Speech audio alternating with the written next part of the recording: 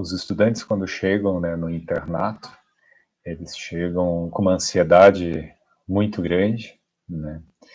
Eles têm um ímpeto, né, de conhecer tudo muito rápido, né, isso desde o início do curso, mas quando chega essa transição, né, do período, né, clínico, né, para o internato, isso gera muita ansiedade. E essa ansiedade, né, que tem para entrar no internato, ela vem, acho que desde o primeiro dia que se está no curso de medicina, né, que a gente acredita que assim que entra no curso, já imediatamente a gente já vai ter contato com o paciente, a gente já vai ter contato com cirurgia, a gente já vai aprender muitas técnicas, a gente já vai aprender a ver a doença e não o doente, e resolver a doença e não aprender sobre o paciente, né? Daí acho que isso rapidamente é mudado, né, durante o curso, né? Você entende que precisa ter uma noção completa, né, de como que funciona o ser humano, em todos os seus aspectos, né, não só biológicos, para que daí você consiga entender o processo de adoecimento, né?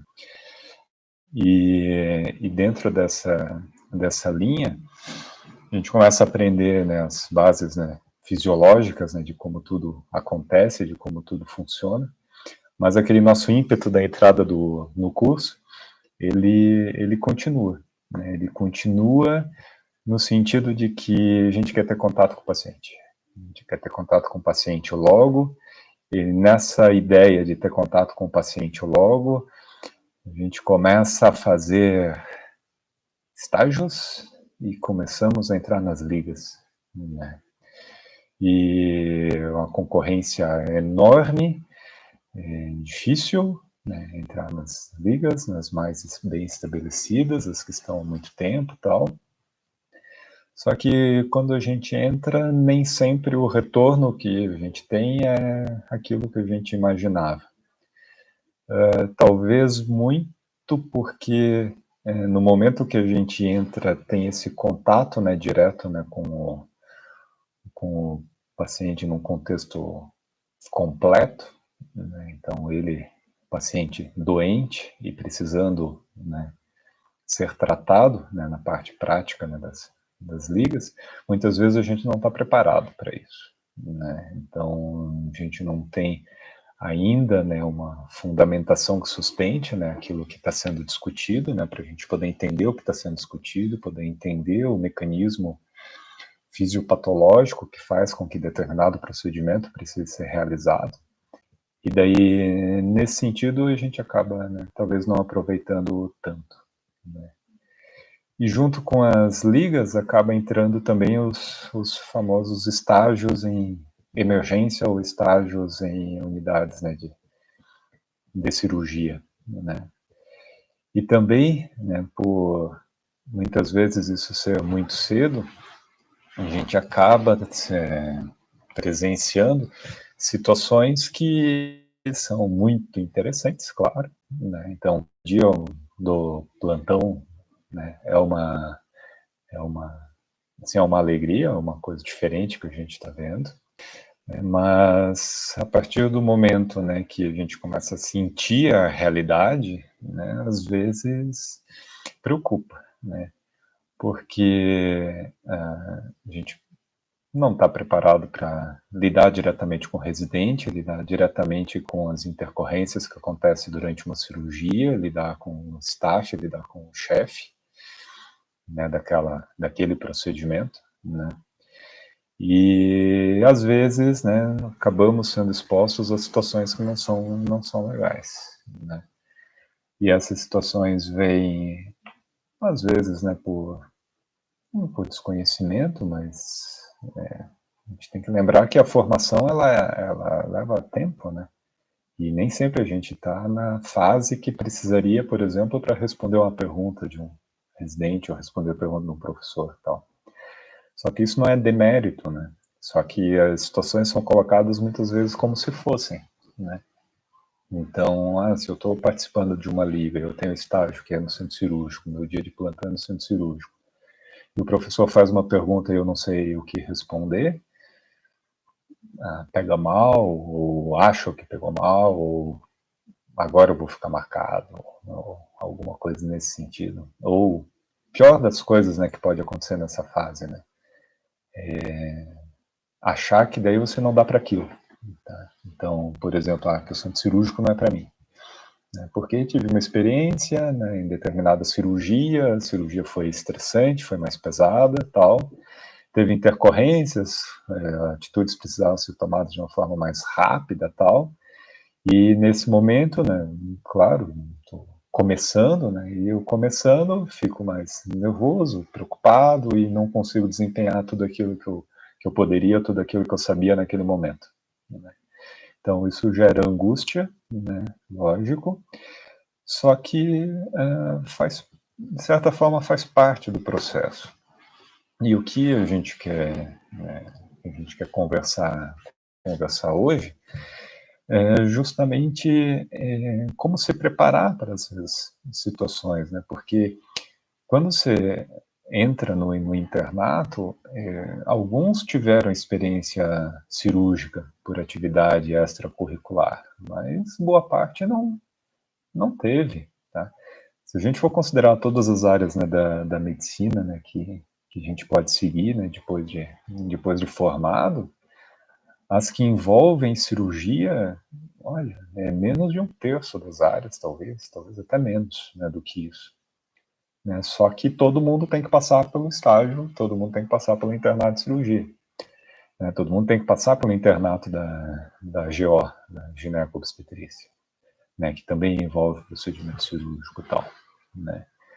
E por mais que não tolere o ambiente, né, não tolere o sangue, ou a situação do paciente exposto e tal, né, eu tenho que me preparar antecipadamente para isso.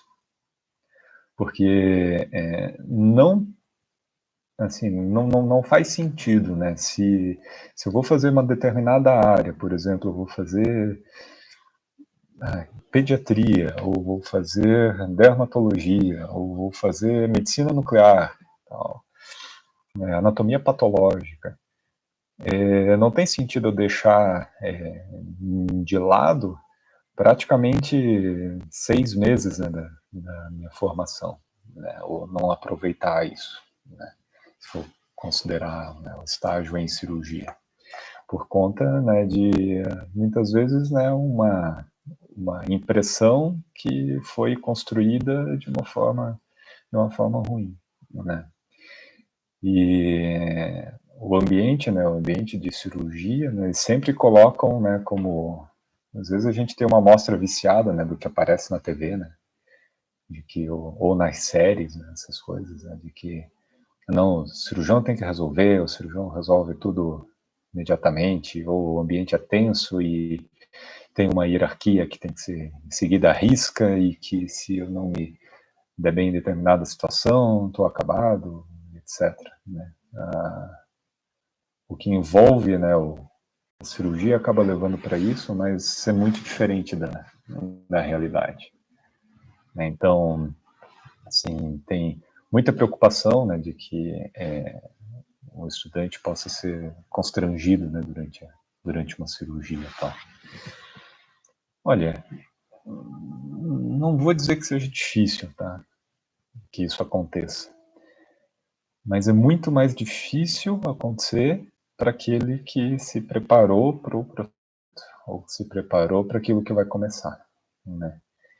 Então, por exemplo, de uma forma, né, bem clara, né? Quando começa o internato, a maior parte das informações que a gente tem sobre como vai ser o internato são os colegas dos períodos mais adiantados, né, dos semestres mais à frente, que passam para a gente como que vai ser. Né? Então, essa é a noção que a gente tem.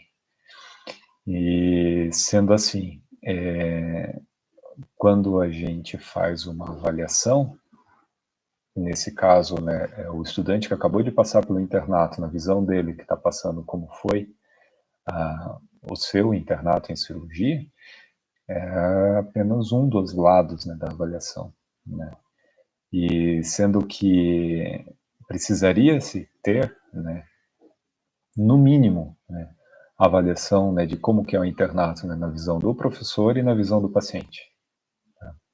Então, só se a gente conseguisse entrar no internato, né, com essas três visões, né, então, o que os nossos amigos passaram para a gente, né, o que os professores passaram para a gente e o que os pacientes, né, que tiveram a presença do estudante, né, junto, né, no seu atendimento, passam, né, da relação, né, durante, né, o atendimento. Só se nós tivéssemos essas três coisas juntas, essas três visões, é que talvez a gente tivesse, né, uma noção melhor, né, de como que é o internato, né. E ter o contato com o paciente é muito difícil, ter o contato com os estudantes é fácil e contato com os professores varia bastante, né. Então, o preparativo, né, para a entrada no internato é muito diverso, né, conforme as universidades, né. Esse preparo para a entrada no internato, ele precisa ser, melhor, precisaria ser bem trabalhado, né, principalmente para que os mitos, né, os mitos que cercam, né, o internato fossem desfeitos, né, e aquilo que realmente importa fosse fortalecido, tá? Sim, preocupação elementar, né? O que estudar? Né? Então, entrei no internato. Tá? Então, no internato começa semana que vem. Tá? Como é que eu vou fazer para estudar? Digamos que, assim, se é o seu primeiro internato, né? Então, dentro dos vários, né? Que primeiro estágio dentro do internato, né? Vai ser o de cirurgia, e você não está habituado à rotina, né? Do internato, como que funciona, né? Então, o que eu preciso estudar, né? O que eu preciso fazer? Né? Então, vem um monte de coisa. E a gente tem uma tendência, né, de achar que a vida ali no internato, ela vai ser focada na exceção, tá? Na coisa difícil, tá? Naquele instrumento cirúrgico de nome complicado que eu não consigo nem decorar o nome, quem diria, decorar a forma e saber para que serve, né? E, na verdade, né, o que precisaria ser seu foco no início é justamente o básico, né? Então, se vocês forem ver todos os instrumentos que tem, né, numa mesa de cirurgia, vamos colocar aí para uma de cirurgia geral, para uma laparotomia, por exemplo, uma laparotomia exploradora no trauma. A quantidade de instrumentos que tem lá, poxa, se você souber o nome de todo mundo, de todos eles e saber para que serve, ótimo. Mas se não souber, não tem problema. Agora, por quê? Porque, por exemplo, se nesse início do internato, né, então você vai lá, você já recebeu a escala, normalmente, né, as escolas divulgam a escala, né, antecipadamente, né, a escala de atividades, né, de como que vai ser a semana padrão. Né, então você já vai saber que naquele primeiro dia você já foi escalado para o centro cirúrgico. Né. Você foi escalado para o centro cirúrgico e chegando lá, você conversou com o residente e o residente falou para você instrumentar. Tá? Daí bate o desespero, né? Tá? Putz, montei minha mesa de cirurgia há 2 anos atrás. A última vez que montei uma mesa, o que eu monto agora? Antecipe-se, né? Então, a base da montagem de uma mesa, ela é muito simples. Ela é simples em que sentido, né? A gente tem que imaginar que ela funciona na ordem daquilo que você vai precisar durante uma cirurgia. Vamos deixar os detalhes, né, um pouco de lado, mas se a gente começa no sentido de que primeiro eu vou me paramentar, e de paramentado eu vou proteger a mesa, protegendo a mesa eu vou montar a mesa. Montando a mesa, eu vou precisar colocar os campos no paciente, os campos operatórios, né? Então, depois de ter feito a antisepsia e tal, eu vou fazer a fixação desses campos. Depois disso, vou posicionar aspirador, vou posicionar eletrocautério, se tiver tal. Para daí depois começar a cirurgia vai começar com a incisão, tá? Então, partir do momento que eu faço a incisão da cirurgia, o que eu vou precisar, né, nesse momento? Então, se eu vou fazer a incisão, eu sei que primeiro vai sangrar, claro, e depois eu vou precisar fazer o afastamento dos tecidos, eu vou precisar fazer o controle da hemostasia, daquilo que está sangrando, para daí ter a exposição, né, do que realmente vai ser operado. A mesa ela é montada dessa forma, né? Então, para aquilo que eu use no início esteja mais próximo, e aquilo que eu vá usar durante a cirurgia fique disposto, né, de tal maneira, né, de que o acesso a ele seja já independente, por exemplo, daqueles materiais que eu usei no início, né? Então, por exemplo, a mesa segue uma ordem, né? E eu sabendo dos instrumentos que são básicos para cada uma das funções, né? Então, por exemplo, para eu fazer incisão, que instrumentos que eu vou usar, né? Que tipo de lâmina, né, que eu vou usar. Se for pegar no livro, né, a quantidade de lâminas, né, que existem, né, poxa, tem quase 50 tipos de lâminas diferentes, né. Preciso saber todas? Não. Mas, por exemplo, se eu pegar as lâminas, né, do número 20 para frente, né, e eu souber uma lâmina 23, 25, 26, eu sei que vai ser usada para cirurgias maiores, e as lâminas, né, que começam, né, com os números menores, né, a partir do 10, então lâmina 11 e lâmina 15 são usados para cirurgias menores. Então, por exemplo, se eu souber, pelo menos, lâmina 11, que é a que faz incisões mais pontiformes, e a lâmina 15, que tem uma pequena barriguinha, que fazem as incisões menores, e que o cabo de bisturi que eu vou usar é aquele cabo que é um pouco mais fino. Ah, não lembro o número do cabo. Ah, não, é o cabo 3 ou o cabo 4. Pô, não importa. Você vai ver o tamanho da conexão que existe da lâmina para o cabo, você vai conectar no que servir. Tá? Então, isso é simples. E daí das lâminas maiores para as incisões maiores, né, eu vou conectar no cabo que tem a conexão ali maior. Tá? E daí depois na sequência dos instrumentos, né, instrumentos para hemostasia, às vezes fica preocupado, não, eu preciso saber a diferença da pinça da Kelly para a Criley, da Kelly reta, a Criley reta, Criley curva. Poxa, pode saber? Pode, mas na hora que você precisa fazer a hemostasia, você começou a fazer a incisão na pele, tem um vaso sangrante que o cautério, por exemplo, não controlou, você vai precisar pinçar o vaso, né? Você vai usar as pinças menores, se for, por exemplo, cirurgias menores e vasos menores, como a Halsted, né, que é a mosquito e tal, ou as pinças um pouco maiores, tipo Kelly, e se for uma Criley, naquele momento não faz diferença nenhuma, né? Porque o que você vai usar é a ponta da pinça, e a diferença delas da cremalheira é do meio para frente, né? Então, sabendo o mínimo, né? Então, precisa saber bisturi? Sim, preciso saber bisturi. Para usar o bisturi, eu vou usar ele sozinho? Não, normalmente eu vou usar com uma pinça. Qual pinça? Não, para afastar tecido. Que pinça que eu vou usar para afastar tecido? Vou usar as pinças anatômicas. Se elas são mais delicadas, são pinças anatômicas mais delicadas. Se são pinças com dente, são pinças com dente mais delicadas. Ah, não, é uma cirurgia maior. Então, por exemplo, é uma laparotomia exploradora mesmo, uma incisão lá, chifopúbica. Eu vou usar pinças pequenas? Não, são pinças maiores já, a incisão é maior. Agora, por exemplo, estou fazendo uma cirurgia menor, que é uma apendicectomia convencional. As pinças que eu vou usar são menores.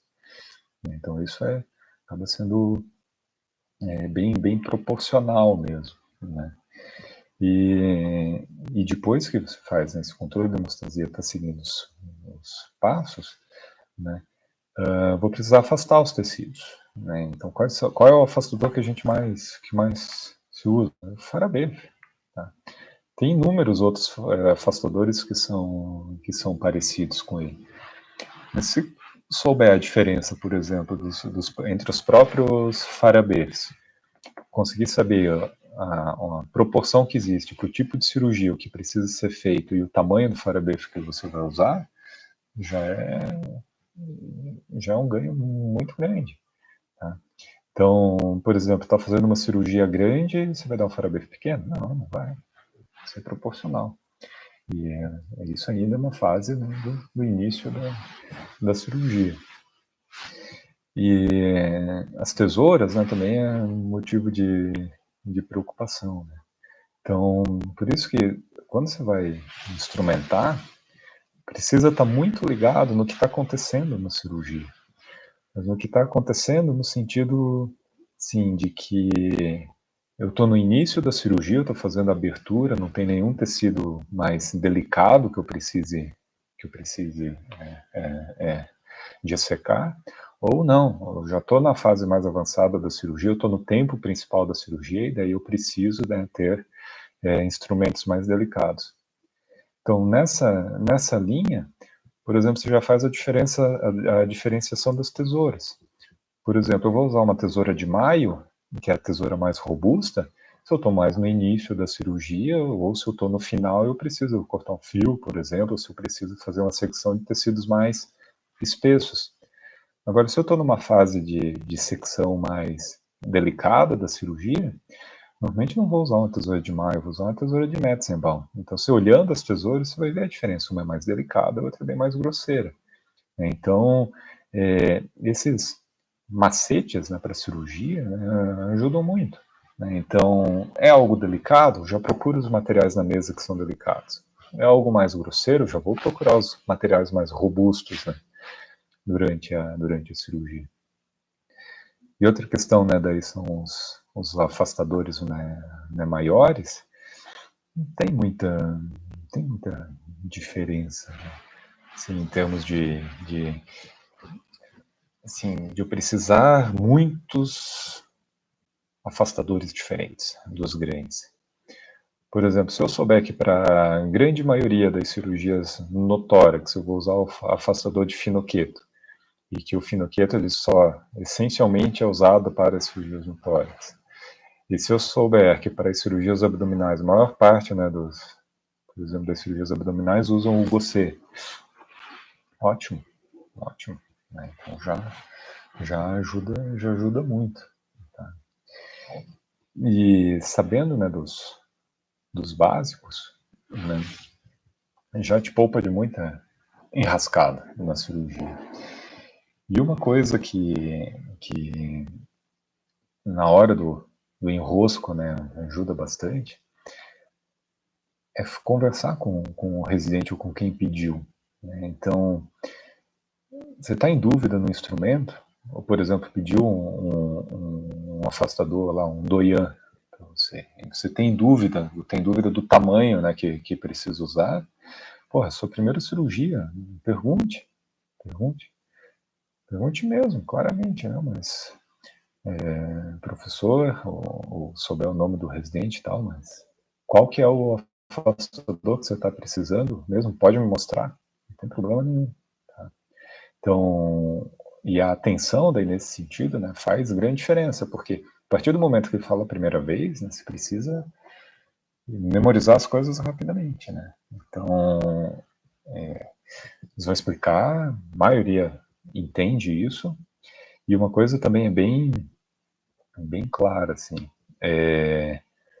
habitualmente os doutorandos, né, os acadêmicos, né, de medicina, né, eles são melhor tratados no sentido de paciência, né, do preceptor ou de quem está explicando do que os residentes. Então, como os residentes já veem aquilo há mais tempo, a princípio, então eles são mais cobrados, né, por conta dessas coisas elementares. Mas os estudantes não. Né? Sabe-se que os estudantes estão em início, né, do aprendizado do ambiente cirúrgico. Tá? Então, vão ser cobrados, claro que vão, mas de uma forma bem mais amena. Tá? Então, daí com relação, né, ao que estudar, né, então precisa ter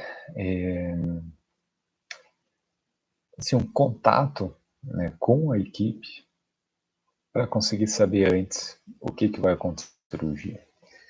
Então, por exemplo, se você foi escalado, então o internato está começando segunda-feira. Você sabe que você vai estar no centro cirúrgico na segunda-feira mesmo.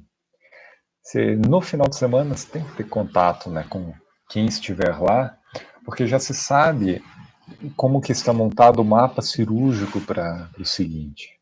Tá? E nesse sentido, né, quando você tem o mapa em vista, pelo menos para a primeira cirurgia você já consegue ler antes. Tá? Então, o mapa de cirurgia, a princípio, dependendo, né, o hospital ele pode ter, né, 30, 40, 50, até mais cirurgias, né, no mesmo dia. Né, mas, a princípio, você vai estar escalado, né, para cirurgia geral, né, a não ser que esteja explícito de uma forma diferente. Tá? Mas você vai ver quais são as cirurgias, né, que estão marcadas e você vai revisar os passos. Tá? O que é esperado do acadêmico, né, em relação à técnica cirúrgica? Então, assim, o acadêmico ele precisa se virar, tá? Então, saber se virar. Tá? O que isso quer dizer? Então, assim, durante uma cirurgia, o principal, por exemplo, o acadêmico está auxiliando a cirurgia. Tá? Então, agora a gente não está mais falando da instrumentação. Tá? Então, ele está auxiliando a cirurgia. Se ele está auxiliando a cirurgia, ele pode estar auxiliando para o residente, então só os dois ali, ou ele pode estar com um professor titular para aquela cirurgia, o residente auxiliando o professor e o acadêmico fazendo o papel do segundo auxiliar. Tá? Muda um pouquinho essa questão, né, do que fazer. Né? No começo, habitualmente, né, para as cirurgias, né, o acadêmico acaba ficando como segundo e terceiro auxiliares mesmo. O que faz o segundo e terceiro auxiliares? Né? Essencialmente, ele mantém o campo limpo. Tá? Então, assim, saber o que fazer. Eu sou o segundo auxiliar da cirurgia. O que eu vou fazer de imediato? Primeiro, vou me aproximar bem do paciente. Tá? Não vou ficar vendo as coisas de longe. E eu vou procurar enxergar o que está acontecendo na cirurgia. Tá? Então, na maior parte das cirurgias, você consegue ter uma boa noção, né, do que está acontecendo, tá? Mesmo estando ali no segundo auxílio. Tá? E a função é deixar o campo limpo. Tá? O campo limpo e o campo exposto, né, para que a cirurgia transcorra, né, mais facilmente. Né? Então, assim, uma das máximas, né, da cirurgia é que a cirurgia que ela está adequadamente exposta, ou seja, os planos cirúrgicos, né, o que o cirurgião precisa ver para poder operar, isso está claro, está adequadamente exposto, a cirurgia é muito mais fácil, ela corre muito melhor e com muito menos estresse. Quando a exposição dos campos cirúrgicos, né, não está adequada, né, precisa-se corrigir isso, né, até o ponto máximo. Tá? O que é esse ponto máximo? O máximo que se consegue fazer. Existem cirurgias em que o campo operatório ele é difícil mesmo, tá? Mas isso são exceções. Tá? Na maior parte delas, né, aquilo que precisa ser feito é muito bem visto por todo mundo que está ali operando. Tá? E isso precisa ser assim. Então, a função do acadêmico, né, é justamente aspirar sangue, tá? Então, limpar o campo. Então, está sangrando, você está com o aspirador na mão. E o aspirador, assim, dos segredos, né, do uso do aspirador é que ele não pode cruzar a visão de quem está operando. Tá? Então, vamos considerar, né, o cirurgião, o residente e o acadêmico. Tá? Ele vai pelos lados da incisão, tá? Ele vai pelos lados da cirurgia até o ponto principal. Tá? Ele não cruza exatamente pela frente de todo mundo. A mão, ela dificilmente entra no campo operatório. Tá? Então a mão é posicionada para fora. Por que isso? Porque a mão ocupa muito espaço. Tá? Então ela dificulta a visão. Então imagina, se tem sangue, tem algo sangrando, você precisa expor, você não pode ter mais algo a dificultar. Né? Então a posição da mão ajuda muito. Tá? Então nesse sentido, a posição da mão e que vai empunhar o aspirador e colocá-lo no ponto certo, né? Então isso ajuda bastante. E é sempre pelas tangentes, né? Até chegar ao ponto principal e identificar aquilo que está acontecendo. Também gases, né, montados, né, que conforme o local do país se coloca, tem um nome diferente, né, então ou gase montada, né, na pinça, ou turunda, né, ou outros nomes, também é um grande artifício nesse momento, porque você consegue chegar num campo mais profundo da cirurgia, que tenha um sangramento que precise ser seco, né, retirado o sangue, de uma forma bastante delicada. Né? Então, você com a turunda você consegue secar e sair rapidamente do campo sem prejudicar. Tá? Então, no segundo auxílio, se você conseguir, né, manter o campo limpo e ajudar no afastamento, já é uma grande vitória. Tá? Se você estiver operando com o residente, tá, então, ou diretamente com o professor, né, tiver só os dois, ou se estiver na função, né, de primeiro auxiliar, né, o que a função principal ela não difere muito, só que principalmente, ao invés de manter o campo limpo, a função principal passa a ser você manter o campo corretamente exposto. Né? Então, a função do primeiro auxiliar é afastar, tá? É expor as estruturas. Né? Então, por exemplo, está começando a incisão na pele de uma cirurgia grande, um farabê pode estar com o cirurgião e o outro farabê, para afastar, vai estar com o primeiro auxiliar. Ou os dois farabês estarão, né, com o primeiro auxiliar, para que o cirurgião consiga seguir, né, nas incisões. E uma outra dica, né, nessa fase é que as mãos precisam estar ocupadas. Tá? Então, naquele momento você não sabe o que fazer, tem uma pinça anatômica na mão, já tem uma gaze, né, na outra mão, porque vai progredindo, né, os tempos, né, da cirurgia, você vai precisar afastar um tecido, então a pinça anatômica vai ser de valia, você vai precisar secar algo, né, que esteja sangrando, né, então você vai ter atividade. Né. O que daí não se espera, né, do acadêmico, né, nessa fase é que ele não tenha a proatividade, ou melhor, ele fique esperando, tá? Ele não faça nada, tá? Ou melhor, não tenha nenhum instrumento na mão, ou fique só com as mãos apoiadas no paciente, não tenha, né, nenhuma, pelo menos um indício, né, de que vai fazer algum auxílio, né, para ajudar o paciente, né? Então, para ajudar o paciente, para ajudar o cirurgião, né? Então, ele precisa ter os instrumentos na mão já, tá? Então, isso já ajuda bastante.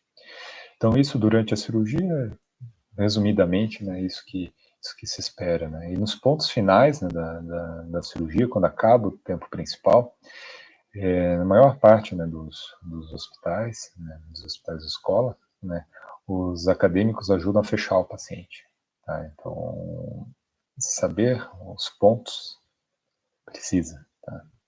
Saber identificar os fios precisa. Tá? Saber identificar os tipos de agulha precisa. Tá? Saber cortar adequadamente um fio depois de feito um ponto precisa. Tá? Isso é necessário. Tá? E precisa saber todos os tipos de ponto? Não precisa saber todos os tipos de ponto, principalmente no início. Tá? Precisa saber todos os tipos de fio? Não. Se souber os fios elementares, né, quais são os fios básicos, né, que você precisa saber. Né? Um grande problema, né, da literatura, né, que ensina, né, cirurgia, que eles não colocam o nome comercial dos fios. Né? Então isso até por questão, né, de tem seus motivos, claro, né, para isso, mas isso acaba prejudicando. Tá? E nesse sentido, né, se você acaba não sabendo o nome comercial do fio, você não sabe como pedir. Né? Então, por exemplo, fio de poliglactina é o Vicryl. Ninguém chama pé de fio de poliglactina, né? Ou qualquer o ácido gama-aminocaproico. Tá? Ninguém pede pelo nome do polímero, né, que é usado para o fio. Tá? Ele pede pelo nome comercial. Tá? Então, identificar quais são esses nomes comerciais, né, isso é bem importante. Tá? Os tipos de agulha também. Tá? Então, por exemplo, né, saber diferenciar, né, as agulhas, né, que são cortantes, né, de seção triangular, né, das agulhas cilíndricas, né, então qual que é o uso, né, delas, então já poupa bastante. Então, por exemplo, esse fio de Vicryl pode ter em algumas variações dele, que ele pode estar, né, encastoado, ele pode estar preso numa agulha que é para, por exemplo, para intestino, que é para o órgão interno, e pode estar numa agulha que é para a pele, por exemplo. E você não pode usar a agulha que é para a pele e para o intestino, então, de jeito nenhum, porque ela rasga o intestino, né, ou outro tecido. Então, saber identificar, né, essas nuances é bem importante. Tá? E também se espera que na hora do fechamento, né, do paciente, o acadêmico, a gente sabe, né, sabe-se que ele vai levar mais tempo para executar o procedimento, tá? Isso sabe-se. Só que isso não pode ser muito além da conta, tá? Então, precisa treinar habilidades essenciais, né, de sutura, né, não no paciente, tá? Ele não pode aprender da ponta no paciente, tá? Ele tem que aprender da ponta em modelo, tá? E não modelo animal, tá? Ele tem que ter um modelo frio, tá? Então, modelo seco, tá? Então precisa, porque são movimentos, né, habilidades manuais, né, que você aprende por repetição, né? Então você precisa identificar qual é a técnica, né, correta, precisa aprender a técnica correta, porque isso facilita muito, e precisa treinar, tá? Então precisa treinar repetidamente, para que o tempo, né, para execução depois não seja demasiadamente longo, tá? Então espera-se, né, que o acadêmico saiba fazer os pontos básicos, isso sem dúvida, tá? Isso precisa treinar. Outra pergunta, né, que surgiu, né, foi com relação às cirurgias que são mais frequentes. Tá? Então, se a gente considerar, né, que a maior parte do internato em cirurgia ele é trabalhado, né, na cirurgia geral, né, então a gente precisa saber quais são as doenças mais prevalentes. Tá? Sabendo as doenças que são mais prevalentes, a gente sabe as cirurgias, né, que são mais realizadas. Né? E quando, né, na parte mais clínica, né, dos primeiros 4 anos, né, quando se passa, né, por essas áreas, você acaba sabendo, né, que dentro da prevalência de cada uma das doenças, as que são maiores. Então, por exemplo, né, altamente prevalente, né? Então, apendicite é altamente prevalente, né? Então, nas técnicas, né, de apendicectomia, né, então isso vale a pena saber. As laparotomias exploradoras, né, para o trauma, tá? Então são largamente utilizadas, tá? Então isso faz parte, né, da rotina de atendimento, né, de emergência, né? E são as bases, por exemplo, para a identificação, né, do paciente que está em abdômen agudo, é o abdômen agudo cirúrgico, e você não conseguiu identificar antes da cirurgia exatamente o que está acontecendo. Então, laparotomia exploradora cabe. Além disso, os tratamentos das hérnias, né, então, essencialmente, né, as hérnias incisionais, né, que, né, pela grande prevalência, né, de atendimento, né, de traumas e de outras complicações relacionadas às cirurgias abdominais, né, as hérnias incisionais têm bastante prevalência, então o tratamento essencial, né, das hérnias incisionais faz parte, tá? E falando de hérnia também, as hérnias inguinais, tá? Então a direta e indireta. Então isso é por feijão com arroz, é dia a dia. Além dessas, né, também as doenças relacionadas às vias biliares. Bem, nesse sentido, né, mais prevalente, né, no nosso meio, né, a colicistite calculosa, né, então, cuja cirurgia, né, envolve, por exemplo, né, a colicistectomia, né, então você precisa saber também. Tá?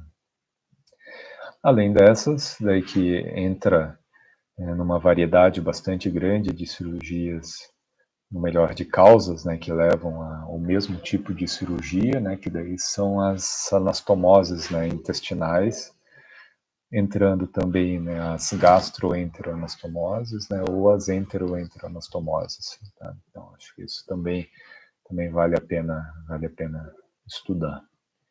E, por último, as cirurgias do cólon, tá? Então, as colectomias. Né? Então, acho que isso vai bem como cirurgias maiores. Né? Daí, saindo das cirurgias maiores, né, então muitos hospitais têm as cirurgias ambulatoriais, né? Então, as cirurgias que são menores, feitas, né, essencialmente, né, com anestesia local, né, a maior parte das vezes, né? Então, entra as exéreses, né? As exéreses, né, de tumores de pele, por exemplo, né? Então, desde as lesões pré-malignas, né, as lesões suspeitas de malignidade, né, que você vai fazer a retirada daquela lesão, né, ou os tumores, né, benignos, propriamente ditos de pele, mais frequente aí os lipomas, tal, que é bastante comum, né, nos ambulatórios, né, de cirurgia. Tratamento, né, por exemplo, né, da unha encravada, né, então a cantoplastia, né, então isso também é muito prevalente, né, em vários serviços. Tá? Então essas cirurgias, né, básicas, né, precisa saber. Né? Daí entrando nas especialidades, então, por exemplo, se for para cirurgia de tórax, né, essencialmente saber os passos, né, da drenagem de tórax, né, e da toracocentese, né, então, pelos mais variados motivos, é importante. E se for passar pelo estágio, né, nem todos os hospitais têm estágio em cirurgia de tórax, ele faz parte da cirurgia geral em si. Né? E daí entra as toracotomias, né? Então, toracotomia, né, do trauma, né, a toracotomia para reanimação e as toracotomias, né, para exploração da cavidade. Né? Então, isso também faz parte. Né? Estudar, por exemplo, ressecções pulmonares, né, esse tipo de coisa, estudar cirurgia cardíaca, isso não faz parte, tá? Isso não precisa. Né? Da parte urológica, né, então... tinha esquecido, mas a cirurgia simples, né, que acaba tendo uma razoável prevalência, né, esplenectomia, né, na cirurgia abdominal, né, também cirurgia tranquila, né, de passos, né, bem tranquilos, né, de serem memorizados, tal, entendidos. Então, isso é importante saber também. Com relação, né, à urologia, né, então as doenças relacionadas a cálculos, né, então a passagem, né, dos catéteres, né, mais saber, né, como é que o nome dos catéteres, ou catéteres, né, que se usa, né, então acho que isso é importante. A nefrectomia, né, que também não são cirurgias, né, que em termos de passos, né, não são difíceis, né, de entender os passos, né, da cirurgia, né. As aberturas, né, das estruturas, né, para a parede abdominal, então as ostomias, né, então, por exemplo, a cistostomia, né, nefrostomia, né, esse tipo de coisa é interessante, né, que se saiba. Tá? E a colostomia e a ileostomia, jejunostomia e gastrostomia, né, também são importantes. Né? Acho que essencialmente essas, né? Vale a pena estudar tudo isso antes, né, antes de começar o internato. Se tiver tempo, sim, estude. Né? A fundo, não dá, tá? Não dá tempo. Então, precisa usar a cirurgia do dia como gatilho. Tá? Então, se soube e estudou antecipadamente para a primeira cirurgia, né, do dia, que era uma gastrectomia, por exemplo, por tumor, e aí para essa você estudou, e daí a segunda cirurgia do dia foi, por exemplo, uma sequência, né, de 2, 3 pacientes com apendicite, foram para apendicectomia. Então, essa não deu para estudar, mas daí no primeiro paciente, né, você acompanhou, viu os elementos principais, daí já o segundo foi mais tranquilo, o terceiro foi mais tranquilo ainda, e daí na noite do dia você revisa. Então revisa os dois procedimentos. Né? E daí precisa ser assim. Precisa usar aquilo que você viu como gatilho. E também precisa usar os intervalos que tenham entre as cirurgias como um tempo ouro para que vocês revisem, né, o que vai acontecer. Tá? Então, sabe da cirurgia da tarde, você tem o horário do almoço, etc., aproveite e revise os passos, né, da cirurgia que vem em seguida. Tá? E uma outra coisa que eu acho que é bem importante, né, que ajuda muito a evitar, né, qualquer, né, situação constrangedora para vocês, saber de tudo relacionado ao paciente antes da cirurgia. Tá? Então, saibam o que vai acontecer com o paciente, por que ele está sendo operado. Isso é fundamental, porque durante a cirurgia é motivo de muito questionamento, é motivo de perguntas mesmo, né? Realizada pelo cirurgião, pelo residente e tal, né? Sobre a indicação da cirurgia e por que aquele paciente está sendo operado. E se entra na cirurgia sem saber isso, isso é ruim, tá? Isso é bem ruim, porque a impressão que dá é que estava lá para fazer um trabalho manual, tá? Um trabalho assim, braçal. Então, não, entrei para instrumentar, não, entrei para fazer o segundo auxílio. Então. E daí perguntam se é a primeira vez que o paciente está fazendo aquela cirurgia, ou se é recidiva da doença, né? E daí você não sabe daquilo. Tá? Então, isso é ruim. Então, entrando até naquela pergunta lá, o que se espera de técnica cirúrgica é uma coisa, tá? Mas o que se espera, né, de conhecimento, primeiro, conheça o paciente, tá? Então, conheça o que vai ser tratado, conheça a história do paciente e o que motivou ele a precisar de uma cirurgia. Isso é bem importante, tá bom? Então, o internato é um momento ouro da formação, né? E uma das coisas, né, que faz com que até a gente fique